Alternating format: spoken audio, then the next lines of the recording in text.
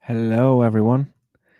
Welcome back to part 2 of learning the halachot, the laws of Chanukah, how to of Chanukah, how we can make it the best experience possible. And this is coming up this Thursday night. We are all, the Jewish people around the world, are going to bring lights into their homes and hopefully spread it beyond to the world in a place of darkness. So we are continuing to learn the laws of Kitzur, Shulchan Aruch, the laws of Chanukah. And to continue, if you want, you can listen to yesterday's where we spoke about the story of Chanukah and how it all happened. But now we're going to continue and speak about how is the best way to express the night and the mitzvah of Chanukah. So it's come accustomed to all of us that the best way to do the mitzvah of Chanukah is that each person, this is the Ashkenazic custom, that each person lights one candle on the first night, and then each person in the house would light 2 on the second night, 3 on the third night, and so on until they come to the 8th night from Thursday till the 8th night, where everyone is lighting 8 candles each. That is the Ashkenazic custom. The Sephardic custom is that only the household, that one person in the house lights that menorah, brings everybody together. We all come together around it. One person in the household lights the menorah on the first day. They would light 1 on the second, 2, 3, 4, 5, 6, 7, 8, until the 8th day, where that one menorah that we said is best if it's silver is lit for the entire family, for each household.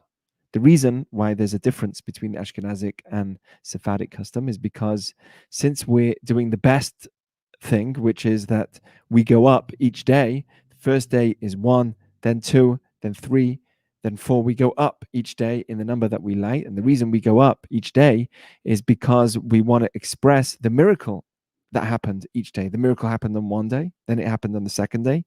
Each day there was another miracle. And to express each miracle that happened, first day we'd light, the second day we'd light another one.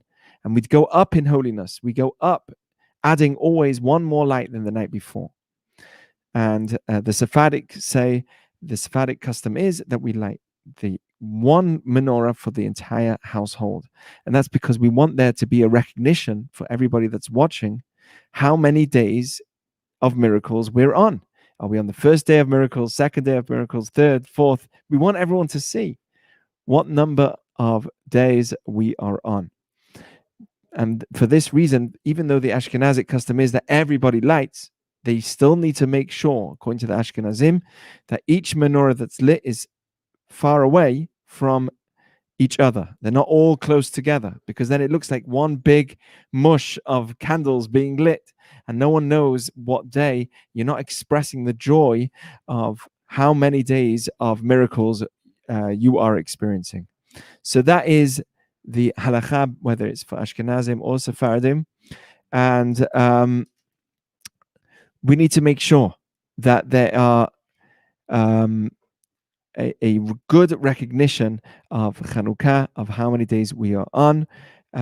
And we need to also make sure we don't light in a place that we normally light all year round. If there's where we normally light is by our Shabbat candles, a normal place where we would light all year round. This time for Chanukah, we need to make a specific designated place that we don't normally light the lights of Chanukah. That's number 6 of the summary of Shulchan Aruch. Let's go to number 7. We're going to go today till number 11. The mitzvah of Chanukah is to light at the entrance of your home. Actually, there's a beautiful thing brought down in Ben Ish Chai, Kabbalistically. We're going to learn about it here as well, where you put the menorah on the left side of your door. So that way you have the menorah on one side, the mezuzah on every door is on the right side, and then a person walks through. He is a soul, a living part of Hashem, and that's a way that you completely envelope your home with a very beautiful thing which has surrounded completely with mitzvot. You, your tzitzit, who you are, on the right you have the mezuzah, and on the left you have your menorah. That's a beautiful way to do it. But that used to be more or less the custom that everyone did. It's best, and it still is best, to do it at the entrance so that everybody can see. And that was how they did it in the times of the Mishnah and the Talmud. It was always done by the door, actually. Today, because over the generations we've been living around the world and it was dangerous for us to light those candles, it's done at home in a place where you live, at the window, so that everybody can see. It's all about me knowing that I'm sharing this wisdom to the world, and you put it by the window so that everybody can see. Again, it's the mitzvah to put it right next to the left side of the door, so that you have the mezuzah on one side, the mitzvah of Chanukah on the other side, and you're surrounded with the mitzvah of Chanukah. Number 8, the mitzvah is to put the menorah always above 3 tefachim, which is about 30 centimeters from the ground. It can't be right down on the ground, because then maybe it's not really doing it for the sakes of Chanukah. You need to make sure that you're doing it in a way that shows you're doing it for Chanukah. And therefore, it's best for it to be below 100 centimeters from the ground. That's the best. But if you put it above 10, that's what most people do today, is above 10 by the window, above 10 centimeters from the ground. However, there's a rule that it can't be above 20 meters above the ground. If it's very, very high above the ground, then people won't see it. You put it on the roof of your house. No one's looking up all the time, and therefore you're not really doing it in a way which shows the miracle to others. It has to be done in a way that shows the miracle to others. Therefore, people that live on the 2nd floor, 3rd floor, 4th floor, it's still okay if they put it by their window, because it's just still above their ground. So if somebody's on the 3rd floor, you could still put it by the window, even though it's placed above 10 tefachim, 100 centimeters. However, we do prefer that it's put, somebody who lives in a very, very high building, and that no one's looking up that high building and no one's going to really see your menorah, then we should take it downstairs and find a place to do it at the entrance of the building so that everyone can see the mitzvah of Chanukah. It's not really per se about other people seeing. It's about me knowing that I'm showing this miracle to others. It's about me, how I feel, what am I doing? And it's about showing that pride of me bringing light, of me celebrating this Chanukah to the world. So it has to be done in a way where I feel I'm doing a pirsume nisa. I'm sharing it with everybody. I'm sharing my light, because that's the whole point of Chanukah, sharing the light with others. That's why when a person lights the candles, make sure you're doing it with everybody else. Make sure your family's involved. You're not just lighting it and then moving on. Make sure that everybody in the home is, whether it's your friends, your roommates, make sure you're all doing this together. That's what makes it more beautiful. Number 9, the candles need to be in one row. I don't know if people know about this, but actually the law is that the candles need to be one next to each other. That means one can't be higher than the other. You can't have one much higher than the other, because then everyone's going to say, is this really, we don't know what day it is, and you don't feel like you're publicizing the miracle. So it has to be equally in a row. And there also needs to be a space between each candle to each candle, so therefore it doesn't just look like a big flame. If it wasn't in a row and it was in a round circle, let's say your Chanukah you got, which is a lantern from the store, and it goes in a round circle, and there's number of lights that you do, and it goes, the people from outside are just going to see one big flame. And therefore it's important to get a menorah, which is a kosher menorah, where they're all equally as high and they all give off a flame as well, in a way where they're not coming as one big fire. It looks as each one is separate. We said yesterday that it's good to use wax as a candle. You have to make sure that they're wax that can last for more than half an hour, because that's the mitzvah, is to make sure that it's seen during the time that people are walking around when it gets dark. So you need it to last for at least half an hour. And when you use wick candles which are made of wax, then you have to also be careful that they're not too close so that they don't heat each other up.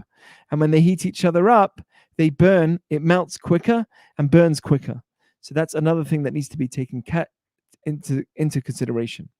Another thing that people might think is okay to do, which is to fill a plate with oil and have lots of small wicks on the plate.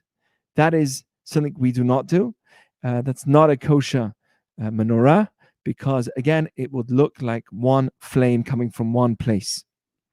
However, if you did do a menorah on a plate filled, let's say you made a plate filled with oil and you put wicks on each one, then you must use cups or something to separate each wick, so it actually looks like separate lights that are happening on the menorah, even if it's one plate filled with oil.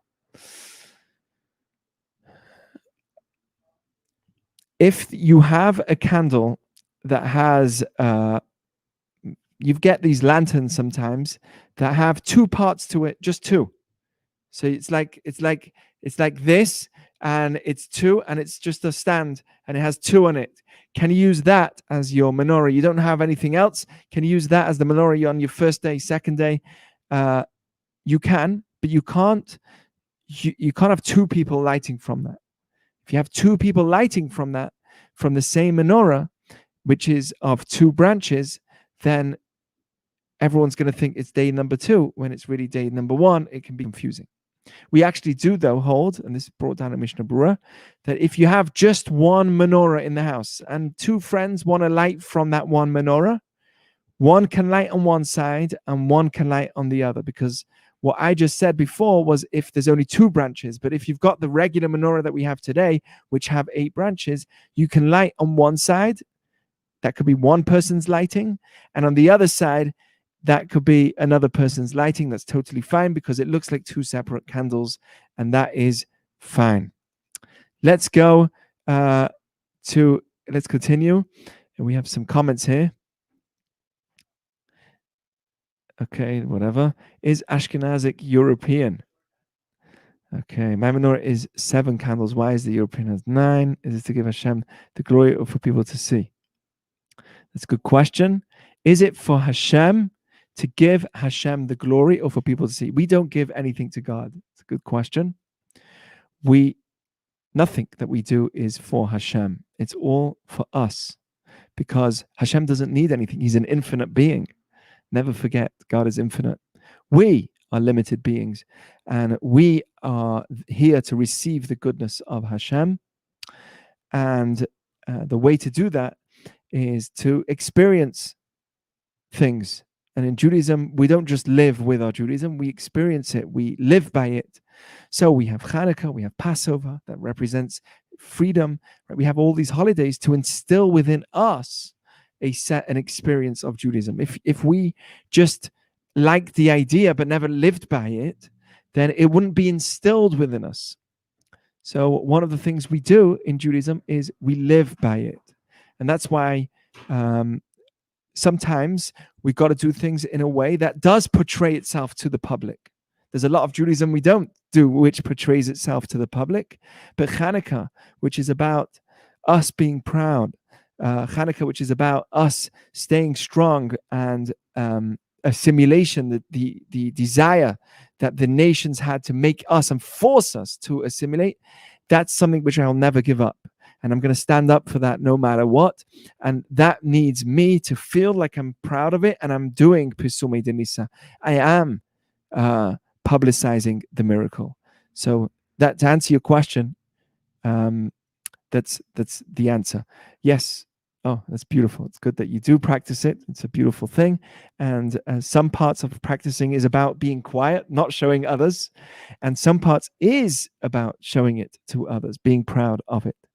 It's a perfect balance in terms of what we do show and what we don't show. We don't do it for the sakes of other people.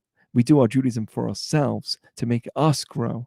But a big aspect of it is sharing with others. So the time, yes. Oh, sorry, the great idea. Keep your candles in the freezer so that they'll burn longer. I like that. If you are using wax candles, put them in the freezer and they will burn longer. Let's continue. When is the time of lighting Chanukah? The time to light is when it gets dark. As soon as it gets dark, that's normally what we call ad shetichle haregel min hashuk, a point until people stop being outside, which is throughout the night, really. But the main mitzvah, because we are people that we hold of zrizin makdimim la mitzvot. If you're quick, you do a mitzvah as quick, as early as you can. And therefore, as soon as it gets dark, that's when the mitzvah is. And it's better not to be later, because you want to do the mitzvah as early as you can, as soon as it gets dark. And therefore, if you're learning, even if you're learning Torah or you're teaching Torah, you should stop, light the candles, and then continue, because the mitzvah is as soon as it gets dark and not to wait. Unless, obviously, you didn't pray the evening service, Ma'ariv, so that's something that's done normally in shul first, and then you come home and you light. And again, we said, make sure that the rest of your family's around you, or the rest of your roommates or whoever's in your home is around you when you light the candles, so it's a feeling that you're sharing this, you're not just doing this with yourself. And again, we said you should put oil that will last for at least half an hour. That is the most important thing. Now, if it blows out by mistake or it goes out, you are not required to relight it, but it needs to have at least the ability to be lit for half an hour. We are Eish Lit, so this is all about getting lit. So here we are. You can light with a bracha. This is according to Ashkenazim. You can light with a bracha according to the Ashkenazic custom, and as long as everybody's awake. But once it's late at night and you just got back home, it's like 1 a.m, and you're like, oh no, I forgot to light the Chanukah candles, then you should do it without a bracha in order to have the mitzvah. So as long as people are normally awake at that time, you can still do it with a bracha. If it's very, very late at night, 1 a.m, then you do it without, because then there's no more the publication of it. There's no more of the Pirsume Nisa, and therefore it's better to do it without the bracha. You see how important this mitzvah of Chanukah is in terms of showing this to the public. This is a very important mitzvah in terms of putting it by the window, making sure everyone can see it, because if it's late at night when no one will see it, then you do it without a bracha.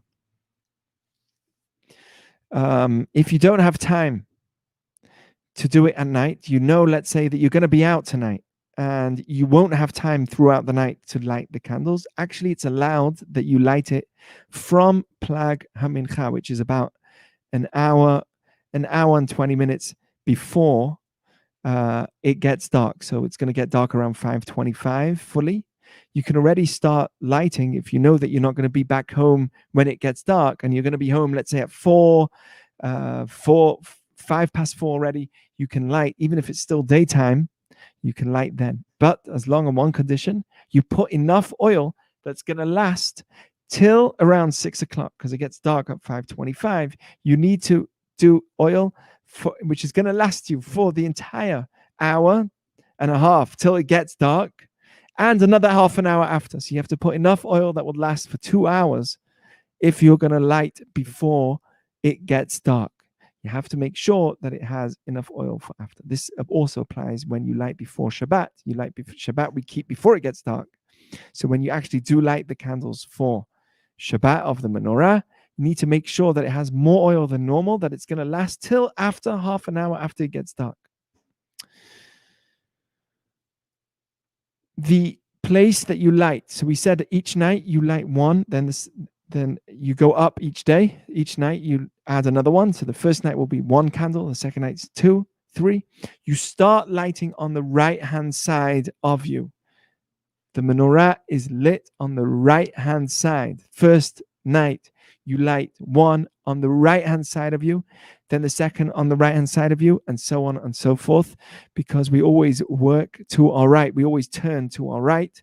Kabbalistically, that's the side of chesed, of kindness, that we want to bring on ourselves. And for that reason, everybody starts lighting from the right, and we go up every day until we fill the entire menorah. Thank you for listening. I hope you guys enjoyed. And please stay tuned, because tomorrow we're going to learn more about Chanukah as we get excited and prepared for this beautiful, beautiful holiday coming up. Thank you for watching.